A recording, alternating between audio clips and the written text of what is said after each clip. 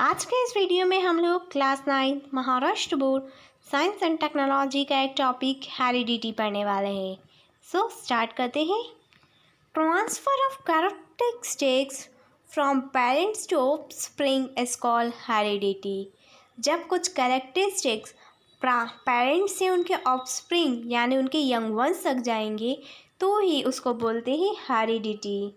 Such as heredity that puppies are similar to dogs, यानी जो dog के puppies रहते हैं वो सिमिलर रहते हैं, बिल्कुल सेम रहते हैं डॉग्स की तरह। Squabs are similar to pigeons, pigeon कबूतर के बच्चे बिल्कुल सिमिलर रहते हैं।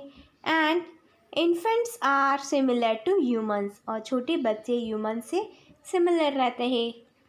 यानी हेरिडिटी का मतलब ये है जब कुछ कैरेक्टरिस्टिक्स पेरेंट्स ऑफस्प्रिंग तक ट्रांसफ़र होगी उस टर्म को हम बोलते हैं हेरिडिटी।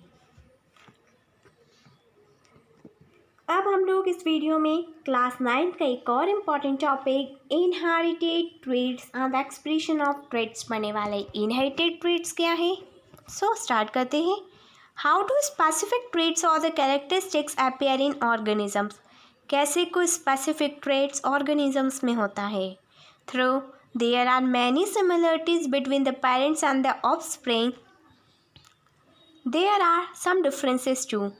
पेरेंट्स और ऑफस्प्रिंग में कई सारी सिमिलरिटीज़ हो सकती है लेकिन उनमें कोई डिफरेंस भी होगा। This similarities and differences are all the effect of heredity. ये जो सिमिलरिटीज़ है और ये जो डिफरेंसेस है ये हेरिडिटी का ही इफेक्ट है। So let us study the mechanism of heredity. तो फिर अब हम हेरिडिटी का मैकेनिज्म पढ़ते हैं। Information necessary for the protein synthesis in the cell is stored in DNA। जो इन्फॉर्मेशन नेसेसरी है वो प्रोटीन सिंथेसाइज करता है हमारे सेल में, वो स्टोर हो जाती है हमारे डीएनए में। The segment of DNA which contains all this information for the synthesis for a particular protein is called a gene for that protein।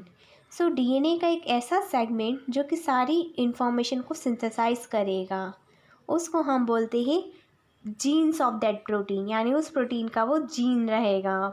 It is necessary to know that relationship of this protein and the characteristics of organisms. ये हमारे लिए जानना बहुत ज़रूरी है कि protein की क्या रिलेशनशिप रहती है with the characteristics of N organisms. To understand the concept of heredity, let us consider the characteristics of plant height. We know that there are growth hormones in plants. So heredity समझने के लिए हम plant height का एक characteristics लेते हैं। हम सभी को पता है कि plant growth hormone की वजह से grow करता है। Increase in height of a plant depend upon the quantity of growth hormone। Plant की हाइट जो इंक्रीज़ होती है वो डिपेंड करता है कि प्लांट में कितने ग्रोथ हार्मोन है, कितनी क्वांटिटी के। तो quantity of growth hormone produce by the plants depend upon the efficiency of the concern enzyme.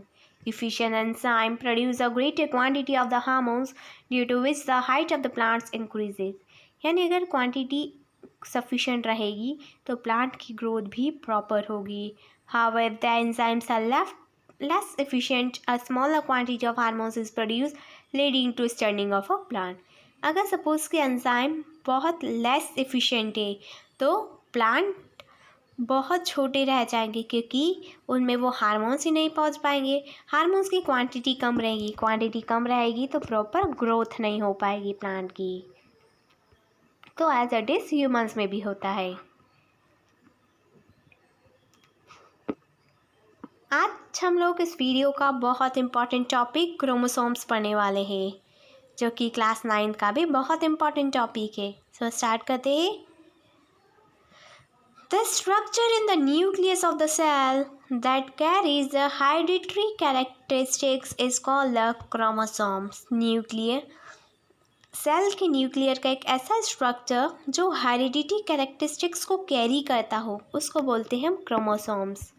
It is made up mainly of nucleic acid and protein, जो mainly nucleic acid और protein से बनता है। During the cell divisions, chromosomes can be seen clearly using the compound microscope. जब हम cell का divisions करते हैं तो क्रोमोसोम बहुत क्लियरली दिखेंगे अगर हम कंपाउंड माइक्रोस्कोप से देखेंगे तो। Genes which contain the information about the heredity characteristics is in the coded form are located on the chromosomes. Genes जो कि सारी इंफॉर्मेशन कलेक्ट करके रखते हैं वो लोकेट करते हैं क्रोमोसोम्स में। Each species has a specific number of chromosomes. हर स्पीशीज़ का एक स्पेसिफिक नंबर रहता है कि उसमें कितने नंबर ऑफ क्रोमोसोम्स रहेंगे। Each chromosomes is made up of DNA. हर क्रोमोसोम्स डीएनए से बनता है। And it appears dumbbell shape midway during the cell division. जब सेल डिवीज़न होगा इसका शेप डम्बल हो जाएगा। There is a constricted region on each chromosomes. हर क्रोमोसोम के बीच में कॉन्स्ट्रिक्टेड रीजन रहेगा। It is called the primary constriction और the centromere. This divide the chromosome into two parts. ये क्रोमोसोम्स को दो हिस्सों में बांट देता है centromere. This divide the chromosome into two equal parts. Each part is called an arm. The centrome has a specific portion each chromosomes. Depending upon this, there are four type of chromosomes. इस पर base chromosomes 4 type के होते हैं। So, अब हम पढ़ेंगे इस video में हम लोग class 9 Maharashtra board science and technology का एक टॉपिक टाइप्स ऑफ क्रोमोसोम्स पढ़ने वाले हैं कि क्रोमोसोम्स कितने टाइप के होते हैं। क्रोमोसोम्स 4 टाइप के रहेंगे। First is metacentric, submetacentric, acrocentric and telocentric. So first हम लोग मेटासेंट्रिक के बारे में पढ़ने वाले हैं। The centromere is exactly at the midpoint in this chromosome. जो सेंट्रोमेयर है वो एग्जैक्टली मिड पॉइंट पर रहेगा इस क्रोमोसोम्स के मिड में। And therefore the chromosomes look like the English letter V. और यहाँ पर क्रोमोसोम्स इंग्लिश लेटर के वी के जैसा दिखेगा। The arm of this chromosomes are equal in length. इस क्रोमोसोम्स के जो आर्म हैं दोनों की लेंथ सेम रहेगी। Second type of chromosome is submetacentric chromosome. The centromere is somewhere near the midpoint in this chromosome, which therefore looks like English letter L. One arm is slightly shorter than the other.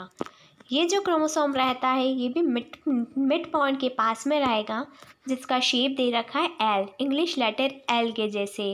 इसके जो arm से छोटे रहेंगे, मतलब एक arm बड़ा और एक आर्म छोटा। Third type of chromosome is acrocentric. The centromere is near one end of this chromosome, which therefore just look like English letter J. जो सेंट्रोमेयर होता है वो इंग्लिश लेटर J के जैसा दिखता है। One arm is much smaller than other. इसका जो एक आर्म है वो दूसरे के कंपैरिजन में बहुत ज़्यादा छोटा रहेगा। And the last type of chromosome is tetracentric. The centromere is right at the end of chromosomes, making the chromosomes look like the English letter I. ये इंग्लिश लेटर आई के समान दिखता है।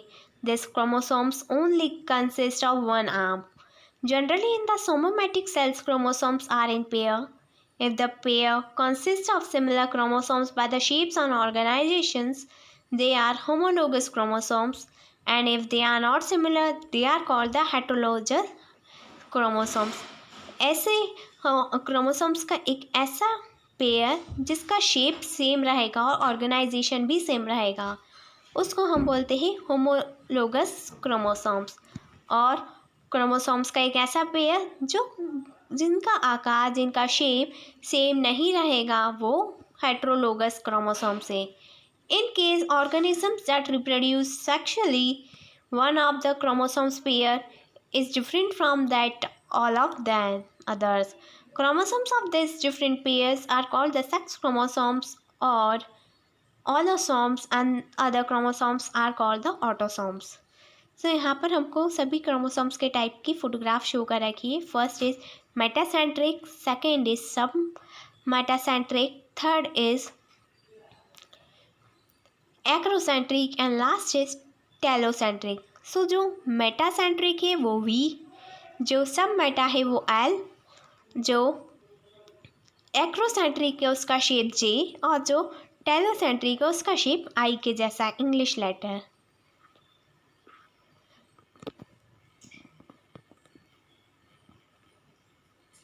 अब हम लोग इस वीडियो में class 9 Maharashtra board science and technology का एक topic DNA deoxyribonucleic acid पढ़ने वाले हैं। सो स्टार्ट करते हैं। Chromosomes are mainly made up of DNA। जो क्रोमोसोम्स होते हैं वो मेनली DNA से बनते हैं। The acid was discovered by the biochemist Friedrich Miescher in 1869 while studying the white blood cells. Initially, this acid was reported to be the only in the nucleus of the cell. So तब ये पता लगाया गया कि ये जो acid होता है वो मेनली सेल के न्यूक्लियस में ही पाया जाएगा।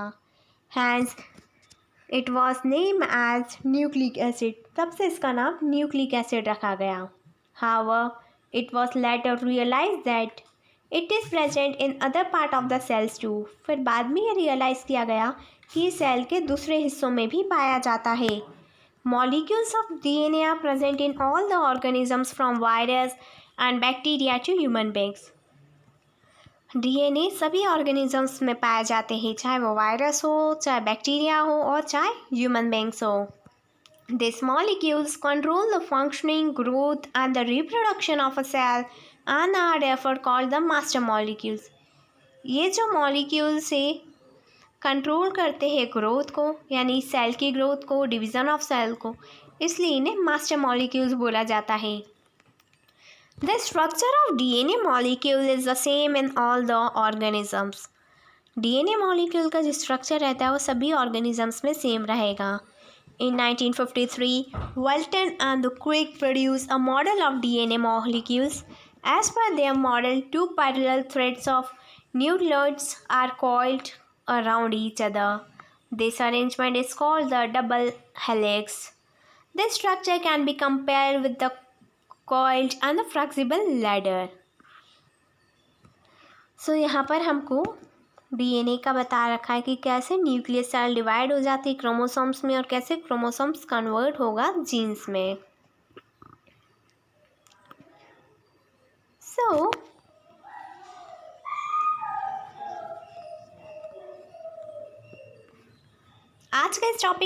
आज के इस वीडियो में हम लोग क्लास 9 महाराष्ट्र बोर्ड का एक टॉपिक जीन्स पढ़ने वाले हैं। सो स्टार्ट करते हैं। Each chromosomes is made up of a single DNA molecule. Her chromosome एक सिंगल DNA मॉलिक्यूल से बनता है। Segments of DNA molecules are called genes. और जब इसे DNA molecules के segments बना देंगे तो उसको बोलेंगे genes. Due to variety in the sequence of nucleotide, different kind of genes are formed. So nucleotides की जो अलग अलग टाइप की जो जीन्स रहती है, जो न्यूक्लियोटाइड्स का जो सीक्वेंस है उसमें अगर डिफरेंस हो जाएगा तो डिफरेंट काइंड के जीन्स बनेंगे। This genes are arrange in a line. ये जीन्स एक लाइन में अरेंज्ड है। Genes control the structure and the function of the cell. Genes cell के स्ट्रक्चर और फंक्शन को कंट्रोल करता है। And also transmit the hereditary characteristics from parents to offspring. और ये hereditary characteristics को ट्रांसमिट भी करता है पेरेंट से उसके ऑफस्प्रिंग तक। Hence, they are said to be the functional unit of heredity. इसलिए जीन्स को functional unit of heredity भी कहा जाता है। That is why many similarities are seen between the parents and their offspring. Information about the protein synthesis is stored in the genes. जो protein synthesise करता है उसकी सारी इंफॉर्मेशन जीन्स में ही स्टोर होती है।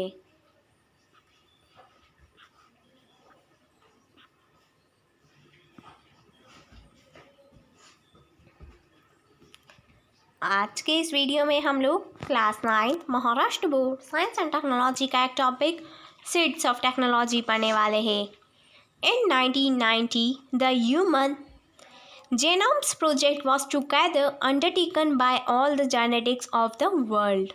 1990 में ह्यूमन जेनोम प्रोजेक्ट साथ में लिया गया था। जितने भी वर्ल्ड में जेनेटिक्स थे उन सभी ने किया था। In June 2000 scientist of this project and the कैल्ट्रा Genomics Corporation collectively announced the discovery of the complete DNA sequence of the human genome। फिर जून 2000 में साइंटिस्ट ने एक नया प्रोजेक्ट किया जिसमें डिस्कवरी हुई कंप्लीट डीएनए सीक्वेंस की। Depending upon the finding of this project, scientists confirmed that the number of genes in the human genomes is about 20,000 to 30,000। इस एक्सपेरिमेंट के बाद पता चला कि एक ह्यूमंस में, एक सिंगल पर्सन में नंबर ऑफ जीन्स होते हैं 20,000 से 30,000 तक। Later scientist discovered the genomic sequence of many micro organisms. बाद में साइंटिस्ट ने कई सारे जियोनॉमिक सीक्वेंस बनाए माइक्रो ऑर्गेनिजम्स के। Due to research in the genomics, disease causing genes can be identify. Genomic के रिसर्च के बाद कई सारे डिसीज भी, उससे ये भी पता चला कि डिसीज कॉजिंग जीन्स कौन से हैं ह्यूमन बॉडी में। If disease causing genes are identify, genetic disease can be diagnosis and properly treated. अगर डिसीज कॉजिंग जीन्स हम आइडेंटिफाई कर लेते हैं, हमको पता चल जाता है कि कौन सी जीन्स से बीमारी होगी, तो उससे जेनेटिक डिसीज को हम पता लगा लेंगे कि जेनेटिक डिसीज को हम कैसे डायग्नोस कर सकते हैं, कैसे उसको ट्रीट कर सकते हैं।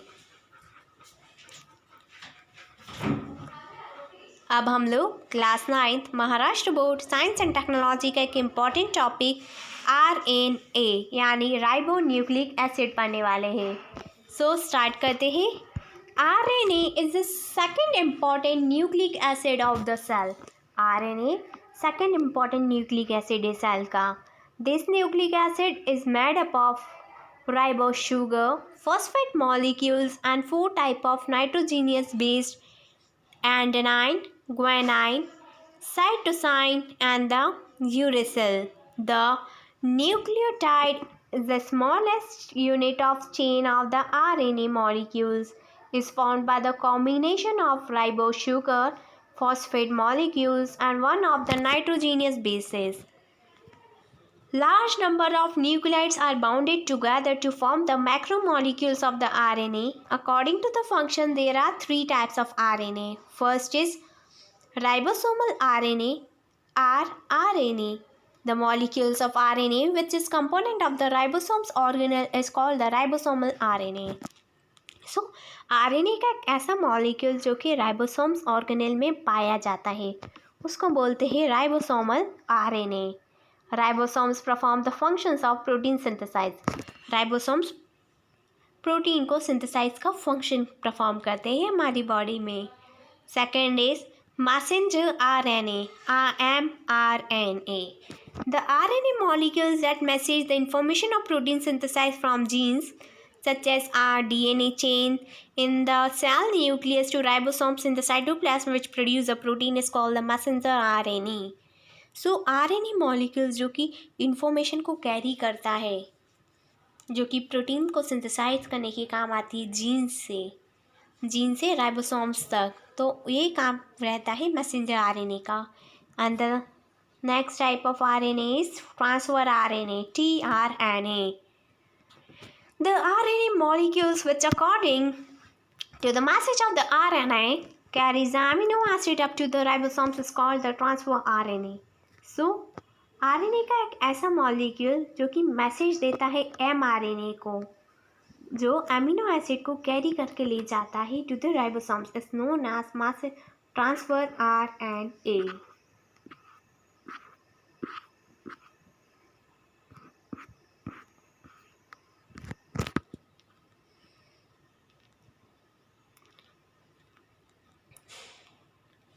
आज के वीडियो का एक बहुत इंपॉर्टेंट टॉपिक है मेंडल प्रिंसिपल ऑफ हेरिडिटी, जो कि क्लास 9 का भी बहुत सिंपल टॉपिक है। Genetic material is transferred in the equal quantity from parents to progeny, यानी जेनेटिक मटेरियल जो है वो इक्वल अमाउंट में ही ट्रांसफ़र होता है पेरेंट्स टू प्रोगेनी यानी ऑफस्प्रिंग तक। Principle of heredity are based upon this fact. So heredity का जो प्रिंसिपल है वो इसी फैक्ट पर डिपेंडेंट है। If both the parents make the equal contribution to inheritance of characteristic, which characteristics will appear in the progeny? अगर दोनों ही parents की इक्वल कॉन्ट्रीब्यूशंस रहेगा सो कौन से कैरेक्टरिस्टिक्स प्रोगेनी में जाएंगे? Mendel carry out the research in this direction and put the forth of principle of heredity responsible in such inheritance. The experiment performed by the Mendel about a century ago are quite astonishing. All of the Mendel's experiments were based upon the visual characteristics of the pea plant. These characteristics are as follow. Shape of the seed is round and wrinkled. Color of the seed is yellow and green. Color of the flower is purple and white. Shape of the pod is inflated, concentrate. Color of the pod is green and yellow. Position of the flower is axillary terminal. Height of the plant is tall and bald. Do you know? Such dominant and the recessive characteristics of human beings are dominant rolling tongue. Recessive is non-rolling tongue. Presence of hair on the arms. Absence of hair on the arms. Black and curly hair. Brown with straight hair. Free earlobes. Attached hairlobes. I hope बच्चों कि आपको ये समझ में आया होगा. And if you have any query related to this, then comment in comment section. Thank you. Have a nice day.